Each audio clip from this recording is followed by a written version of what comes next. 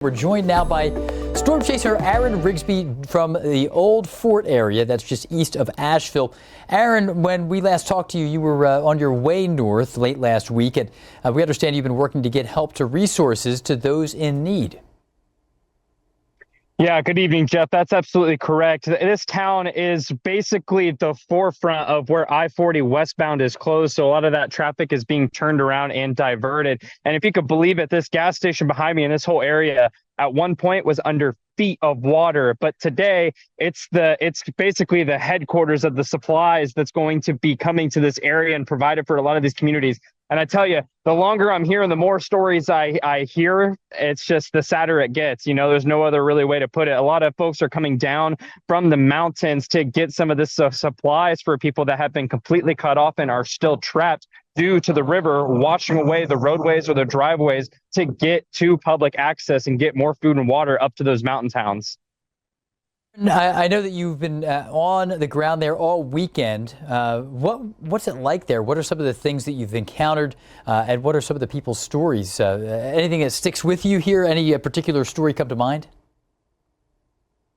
Yeah, well, absolutely. It's been a variety of different stories that I've heard from people. Some were here for a wedding and they ended up getting cut off at their Airbnb and had to navigate over the debris to get out and get to a place where they communicate with people, and left all their belongings behind, only to basically get locked out and not be able to get back to their supplies. So they're stuck there as well. And then right here, I spoke with a woman earlier as we gave her a couple of cases of water, and she was nearly in tears telling me that her husband works for Duke Energy and she's been by herself for 3 days. So, you know, it's just heartbreaking story after heartbreaking story. And the more that the service starts to come back in these areas very slowly, the more we're starting to realize the scale of this devastation left behind. It just seems like mountain town after mountain town has been severely damaged or wiped out, including this town over here beside me. I mean, it's basically just buried in mud at this point. There's trailers that have been moved from their current location into others. And it's been the same case at any town that has been near the river that I've come across.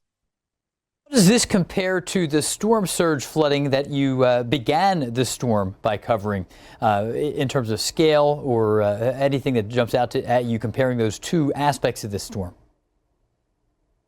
Yeah, so basically, if you take that storm surge and the damage that we saw from that and the impacts that it had and spread it over the entire Appalachian Mountains, that's essentially what we're dealing with. It's that serious. I mean, it's just no other way to put it. Especially, I mean, there's buildings that have literally been moved. The rivers and stream here are basically unrecognizable. I mean, they've almost doubled in size, have cut new ways through the earth where homes once stood. And when I was over in Chimney Rock, I had my drone up in the air at one point talking with a couple of locals, and they told me that there should have been houses there, and now it's just a very wide river where those houses once stood. So, you know, I can't imagine how many houses have been lost, and we still have over 700 unaccounted for from Hurricane Helene.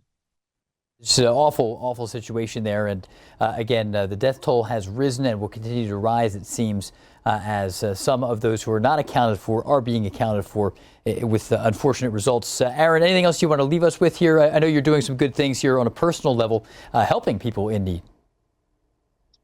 Yeah, absolutely. Last night, you know, before I went to bed, I've been so exhausted the last several days just covering such a large area that I couldn't wait to wake up. And I immediately went to the store and bought a bunch of cases of water where I was originally going to Asheville, but it ended up being a blessing in disguise that I couldn't make it, because that's how I stumbled across here in Old Fort, where I met a couple of locals from Hickory, where we actually went back into town, gathered more supplies and donations, and brought another load of food and water for the residents here that have been just super grateful for the donations that they've gotten. And to be able to provide some relief to these folks around here has been very satisfying. It makes me grateful that I could be here and at least play a small part in the recovery efforts and give some people some hope.